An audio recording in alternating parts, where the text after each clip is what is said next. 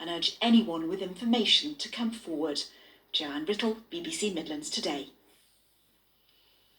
A 16-year-old boy has appeared before magistrates in Newcastle-under-Lyme charged with murder. 23-year-old Matthew Dale was stabbed in Lightwood Road in Longton on Saturday night. His family have paid tribute to him as a kind and special guy. The teenager arrested, who can't be named because of his age, is due at Crown Court on Friday. A signalling problem has caused major disruption to train services on the West Coast Main Line between London, the Midlands and the North West. The problem is now fixed, but trains are being allowed to run at normal speeds. Passengers are being warned to expect disruption for the rest of the day. Businesses close to Birmingham city centre are pleading with the council not to introduce on-street parking charges. Workers in the Digbeth area would have had to spend hundreds of pounds a year for a permit, and because of the impact of the COVID crisis, bosses say they simply can't afford it. Here's our transport correspondent, Peter Blisner. Home to a variety of different businesses, this part of Digbeth has always had free parking, but that's about to change. And at this food wholesaler, workers will have to buy permits costing more than £300 a year. Like others here, Marilyn Dixon's salary has been affected by the COVID crisis. Because we're on part-time work and we're on low salaries, it's hard to be able to pay that cost, and we can't afford it. But it's not just the cost of parking. Bosses here are worried that there won't be enough spaces. The number of bays that have actually been allocated are very restricted. That means staff are going to have a great amount of difficulty actually coming and parking outside of the premises. For us, it's an impossible situation.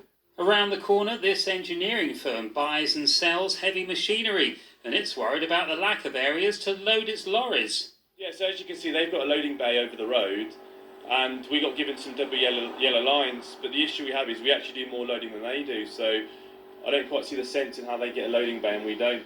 Birmingham City Council wouldn't put anyone up for interview today, but in a statement said this scheme was first proposed 3 years ago. It says there's been 2 consultation exercises with local businesses, after which changes to the scheme were made. It says there is a need for effective on-street parking management in this area. Parking charges were originally expected in June, around the same time as the controversial Clean Air Zone, but the zone was delayed until next year. Businesses here want the parking scheme delayed too. Have a period of abeyance for 12 months and then have a meeting with regard to all the businesses so they have an opportunity to see the situation post the virus. Businesses say that with COVID and social distancing issues on public transport, now's the wrong time to be bringing in the charges. Peter Plisner, BBC Midlands Today in Digbeth.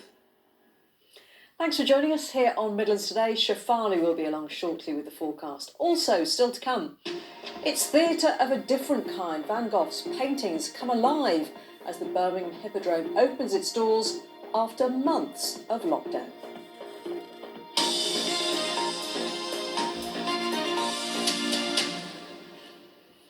Now, I don't want to frighten you, but there are only 79 days until Christmas. And for businesses who rely on the festive season, it is going to be a challenging time, to say the least.